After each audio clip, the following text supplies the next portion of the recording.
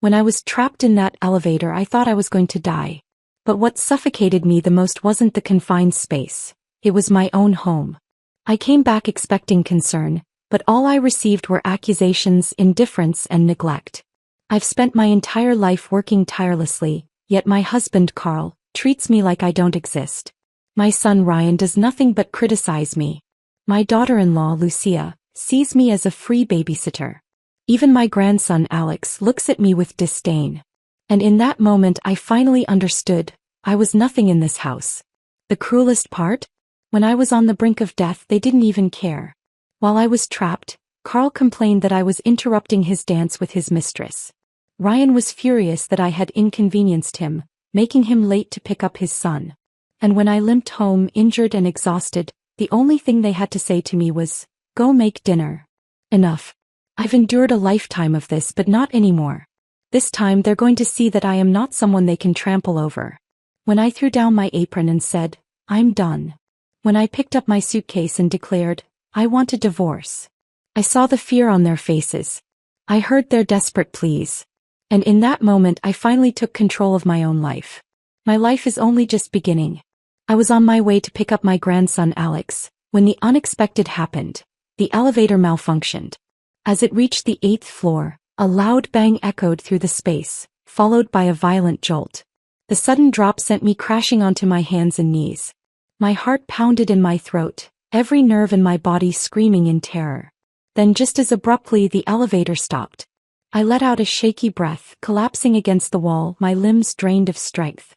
Trapped with me was a young woman already in tears, her face pale with fear. She scrambled to her feet and pressed the emergency call button. A voice answered quickly, reassuring us that help was on the way, urging us to stay calm. But how could we? The elevator was still dangerously suspended midair. No one knew what would happen next.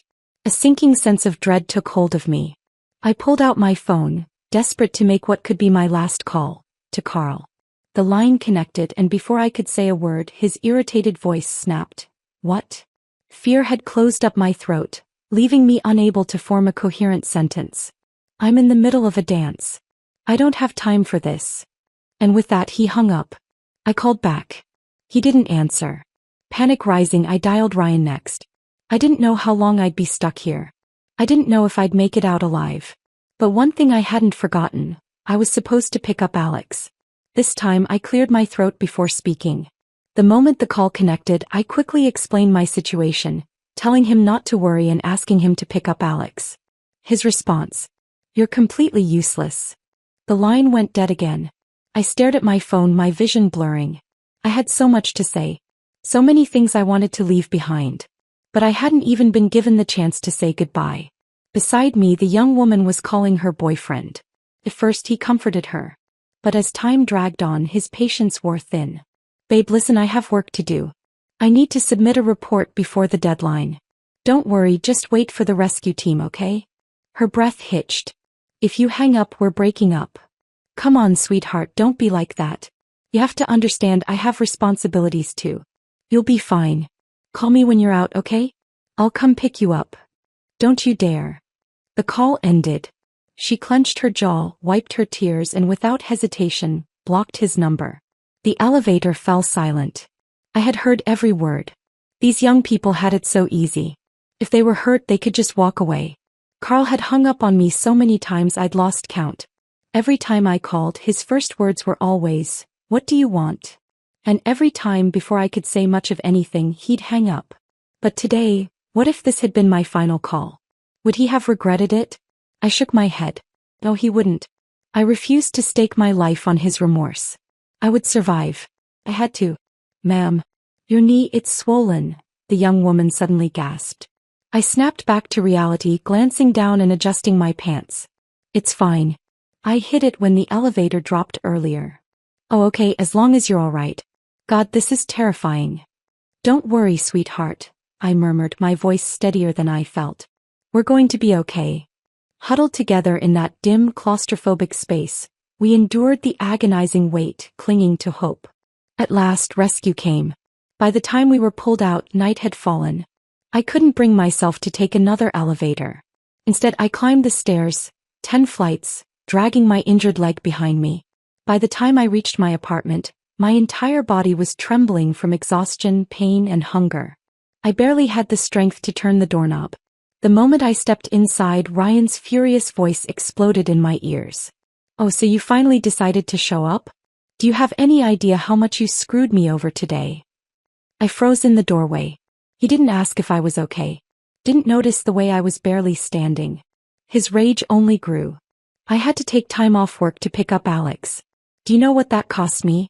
A huge deal, gone. Stolen at the last minute. Do you have any idea how hard I work? And all I ask is for you to handle one small thing, to help me for once. And you can't even do that. What the hell is the value of you? Enough. Stop arguing. You're disturbing Alex while he's studying. Lucia stepped out of Alex's room, her expression darkening the moment she laid eyes on me. She let out an impatient sigh. "Susie, hurry up and make dinner. It's late and we're all starving." I blinked, the words sinking in. Then, without a word, I turned and limped toward the kitchen. The entire time, Carl remained sprawled on the couch, eyes glued to the TV, completely indifferent to everything happening around him. He never even looked up. None of them noticed how pale I was. None of them saw my trembling legs, how I struggled with every step. And suddenly, a deep sense of injustice crashed over me. I had just been through something terrifying. I had been trapped in an elevator, helpless and afraid. I had barely made it home, exhausted and in pain. And yet not a single person asked if I was okay. No one wondered if I was hurt, if I was scared. All they cared about was that I hadn't picked up Alex on time. My mind drifted back to the last time I had asked Carl for help. My rheumatism had flared up so badly I could barely walk. The pain was relentless, stabbing into my bones day and night. I had begged Carl to pick up Alex just for a few days, just until I could move without agony. But he refused. He had dance practice with our neighbor Vivian. And apparently that was more important. When Ryan heard about it, he wasn't upset with Carl. No, he was upset with me. "Mom, you're being ridiculous. Dad spent years working far from home, breaking his back to provide for this family. He suffered for over a decade. Now that he's older, he deserves to rest. But you've never had a job.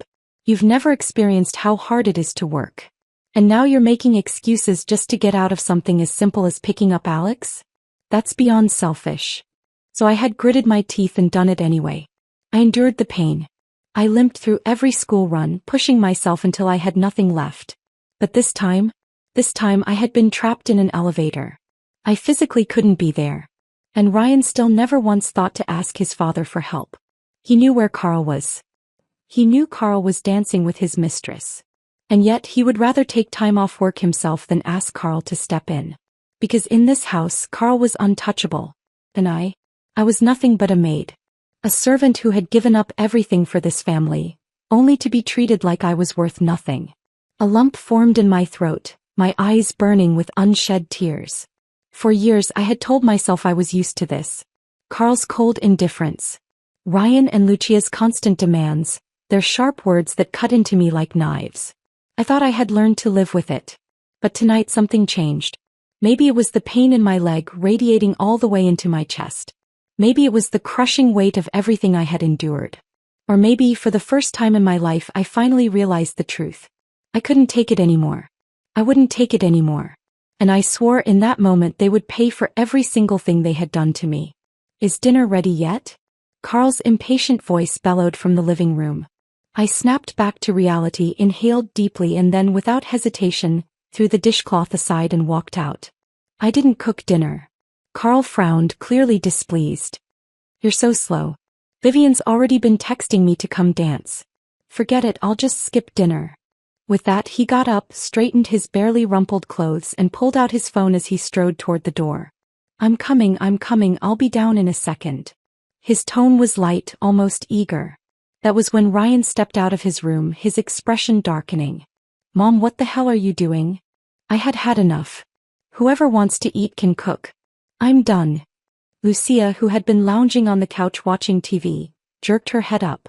Her voice turned sharp. "Susie, what kind of tantrum is this? Don't you care about your grandson? Alex has been saying he's hungry for ages." I scoffed. "And none of you thought to get up and make something yourselves?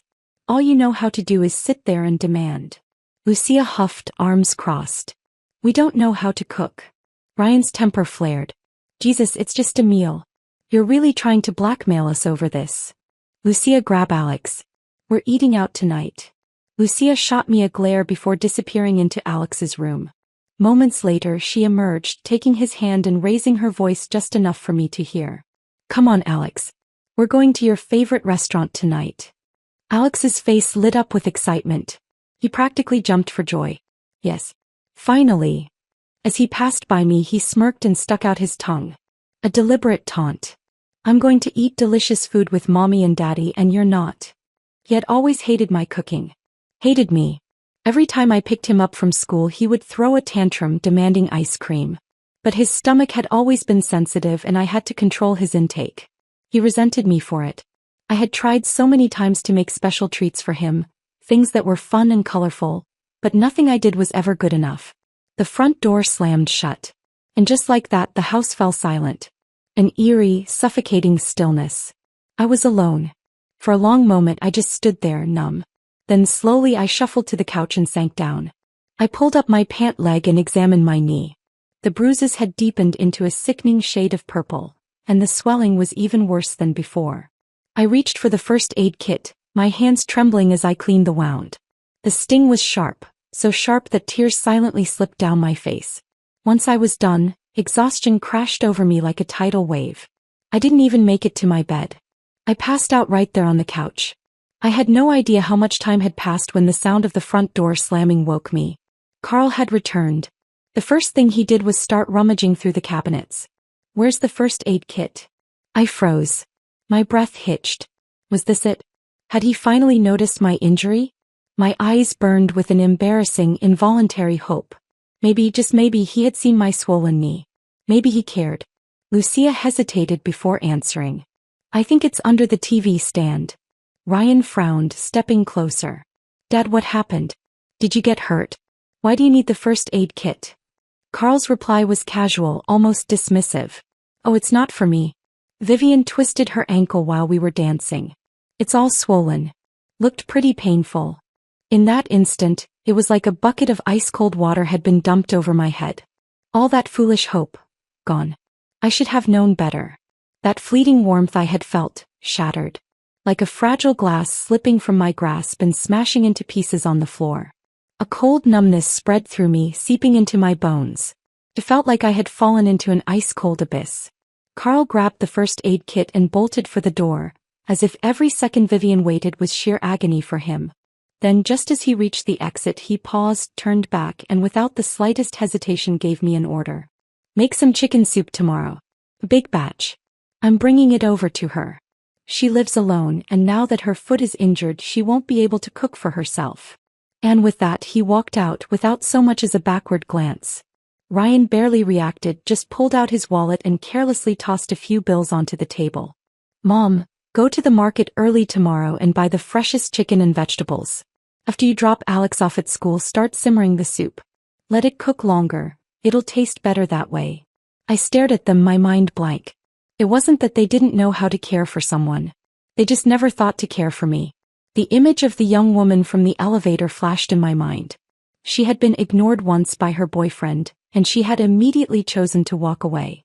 And yet what about me? I had endured a lifetime of far worse neglect, far deeper wounds, and I had never once considered letting go. Why? Because from the moment I was born I was taught to endure, to obey, to sacrifice. I was once young, naive, foolishly believing that marriage would be my refuge. But after marrying Carl I realized I had merely stepped into another prison. He was quick-tempered, cruel, impatient. The slightest inconvenience would send him into a rage. Sometimes his anger was just words. Other times it was worse. But I never left. Because I had nowhere to go. I had been raised in a strict, conservative family, forced to drop out of school at a young age. I had no education, no job, no skills, except for housework. So I stayed. If dinner wasn't to his liking, I got yelled at. If the house wasn't spotless, I got yelled at. If the baby cried too much, I got yelled at.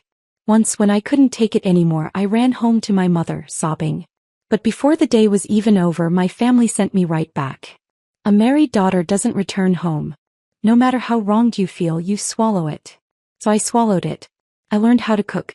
I learned how to clean. I learned how to endure. I learned how to become invisible. Then Carl left, off to chase business deals in another city. He was gone for over a decade, and I stayed behind raising Ryan alone, taking care of his aging mother, holding the household together, day after day, year after year. Then when Ryan got married and had his own family, he generously moved Carl and me into the city. He called it letting us enjoy life. The old neighbors back home envied me. Your son is so successful. Carl must have mellowed out now that he's older. He doesn't hit you anymore, does he? You finally have your good days ahead. Good days. Carl ignored me. Ryan ordered me around. Lucia treated me like free labor. And Alex, my own grandson, hated me. I had given everything to this family. And in return I was nothing more than a servant. I was done. I had sacrificed enough. Was I supposed to spend the rest of my days like this? Enduring their cold indifference, their dismissive cruelty, their absolute lack of respect? No. And suddenly the voice of that girl in the elevator echoed in my head. I want to break up. No, I didn't